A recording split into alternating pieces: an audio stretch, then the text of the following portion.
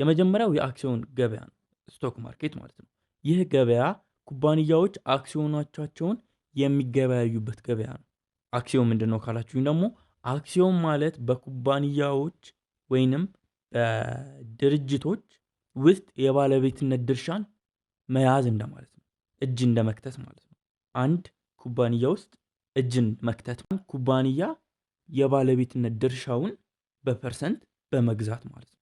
እና በአክሲዮን ገበያ ውስጥ በአክሲዮን ገበያ ኩባንያዎች ካፒታላቸውን ወይንም ድርሻቸውን በመሸጥ ገንዘብን ወይንም ካፒታልን ማሰባሰብ ይችላሉ።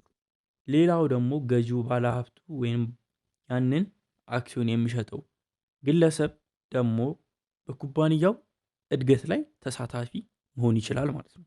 ማለትም አት ዘ ኤንድ ኦፍ ዘ ይር ወይንም አት ዘ ኤንድ ኦፍ ዘ ዴይ እንደ ስቶኩ ማርኬት አፈጻጸም ሁኔታ ያኛው ባለ ሀብት ፕሮፊት የማግኘት ትልቅ እድል አለው እንደማለት ነው። ተሳታፊ ይሆናል ማለት ነው።